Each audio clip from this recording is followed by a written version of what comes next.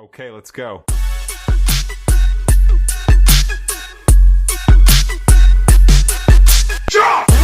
All right, today we're tackling a condition that's, really misunderstood, separation anxiety disorder. And let me tell you, it's so much more than just being clingy. We're going to break down what it is, what the signs are, and what the path to getting better looks like. Okay, so let's just dive right in. I mean, we've all seen it, right? That little kid just clinging to their parents' leg at daycare drop-off, tears streaming down their face. It's a classic image, and yeah, it's a totally normal part of growing up. But, and this is the big question, when does that completely normal worry cross a line and become something more, something that's causing real significant distress? So, yeah, let's push past that familiar picture and get into what's really going on here from a clinical standpoint. Because for a lot of people, this isn't just a phase they'll grow out of. It's a real, persistent condition that can seriously get in the way of life. Okay, here's the textbook definition, but let's break it down. There are two words here that are absolutely key: excessive and developmentally inappropriate. What that really means is the fear isn't just there. It's huge. It's totally out of proportion to what's actually happening. And it's way beyond what you'd normally expect for someone at that age. This is such a great way to think about it. Look, a little bit of anxiety is actually good for us, right? It's like a fire alarm. It's there to warn you when there's a real fire. But with separation anxiety disorder, that alarm system is just way too sensitive. It's like it goes off every single time a leaf blows past the window. You're living in this constant state of high alert, but there's no actual fire. So what does that overactive alarm actually look like in day-to-day life? Let's get into the specifics, the signs and symptoms that doctors and therapists are actually looking for. All right, so according to the official diagnostic manual, a doctor can't just base a diagnosis on one thing. They have to see a consistent pattern. At least 3 of these symptoms have to be there. And we're not just talking about a kid being a little sad when mom or dad leaves. No, this is intense distress. It's this nonstop looping worry that something awful is going to happen to the people they love. And it can show up in all sorts of ways, from flat out refusing to go to school to having constant nightmares about being separated, or even getting real physical symptoms like headaches or stomach aches whenever a goodbye is coming up. And this can't just be, a bad week or two. For kids and teenagers, these signs have to stick around for at least 4 weeks.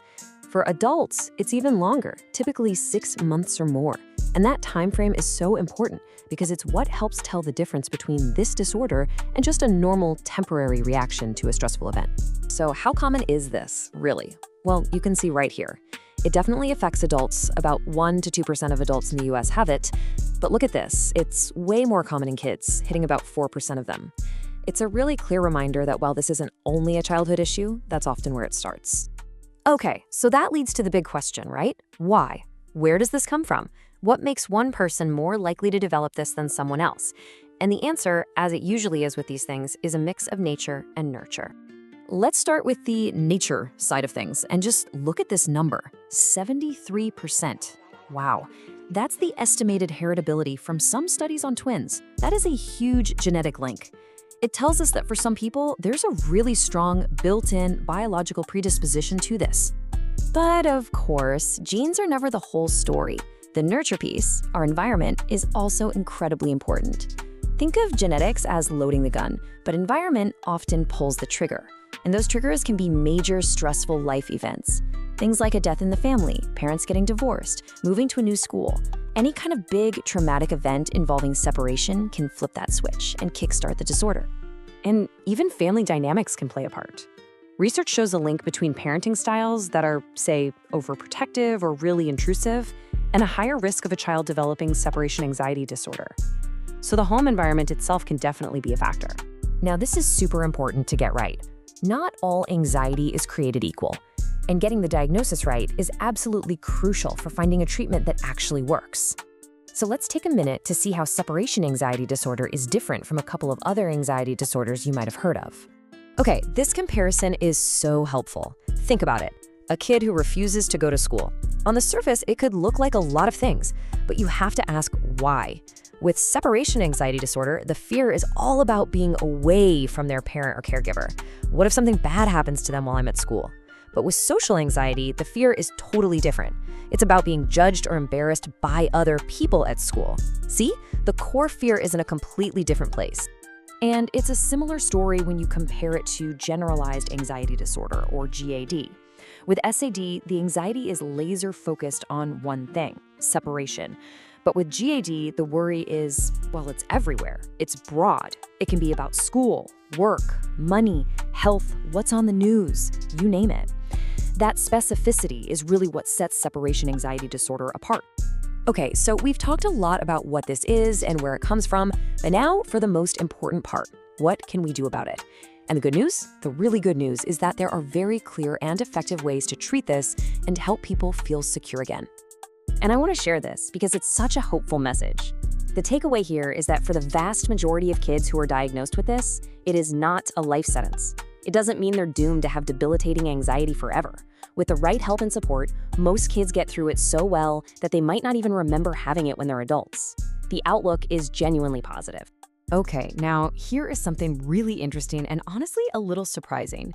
Even though separation anxiety causes a lot of distress, some research has found that it might actually protect against developing substance use problems later on as a teenager. It's one of those complex little details that just goes to show how much we're still learning. So what works? What are the best treatments? Well, the number one first choice treatment is psychotherapy, and specifically cognitive behavioral therapy, or CBT. It's all about helping people change the thought patterns that are fueling all that anxiety. Now, sometimes medication can help, things like SSRIs. But, and this is critical, there's also something to avoid. The official guidelines say to stay away from benzodiazepines. Why? Because studies show they don't work any better than a sugar pill for this, and they come with a whole bunch of other potential problems. And that really brings us to the big picture here. Understanding this disorder isn't just about labels and symptoms. It really gets to the heart of a fundamental human need, feeling safe and securely connected to the people we love.